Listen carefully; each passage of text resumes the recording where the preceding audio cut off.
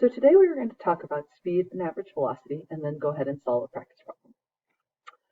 So first for speed, when I think of speed, I just think of it as how fast do you move.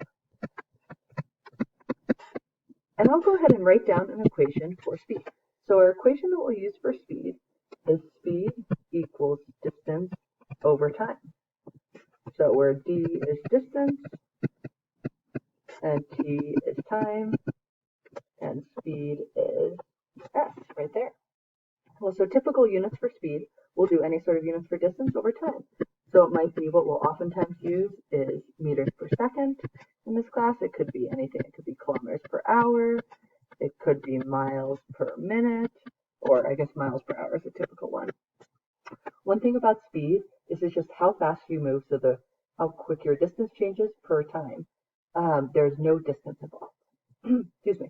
So for average, well, velocity includes like a speed with a direction. So for average velocity in particular, for average, we go ahead and put a bar over the v to determine average.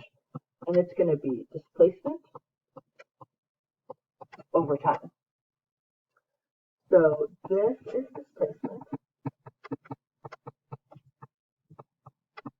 And again, your displacement is your net change in position.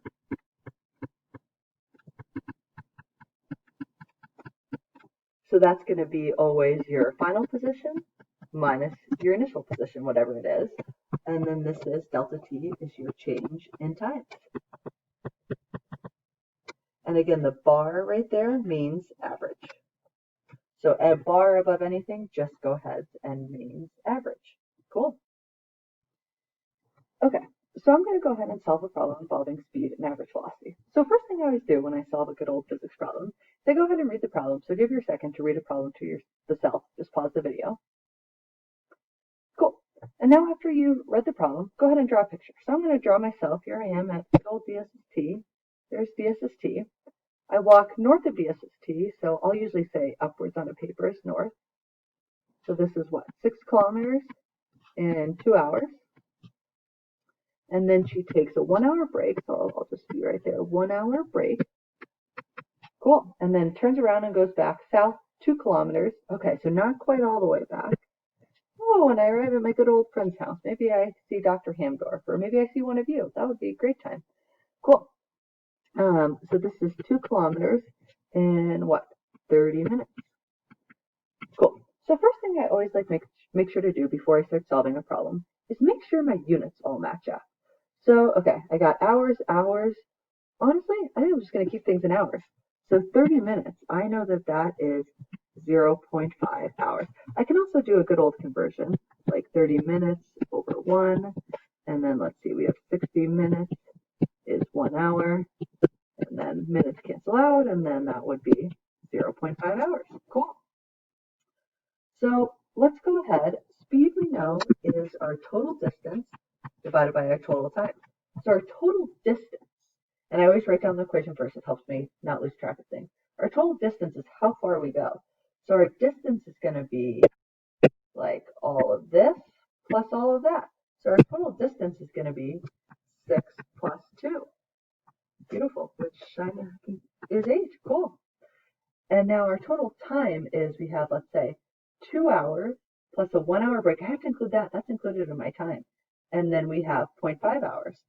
So it's 2 plus 1 plus 0.5. So that's what, 3.5 hours? And I should have left my units up here.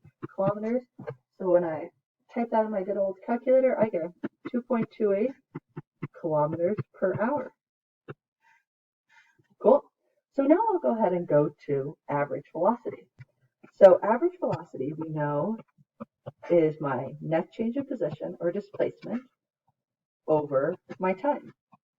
Cool. So time we already got for the last one. That part is the easier part. So the time is 3.5 hours. Displacement. Okay, so let's think about that. That's how much your position changes. So from where you start to where you end. So my displacement is going to be like that right here. So I go ahead and look at this. I went 6 up and 2 there. So it's going to be essentially 6 minus 2. So what? 4? Yeah. So it's 4 kilometers north of where I started. And always make sure for displacement to include that directions. So this is 4 kilometers north. Cool. So I go ahead and put that all in, and I get 1.14 kilometers per hour north. And keep in mind, a velocity needs to have a good old direction associated with it. Awesome.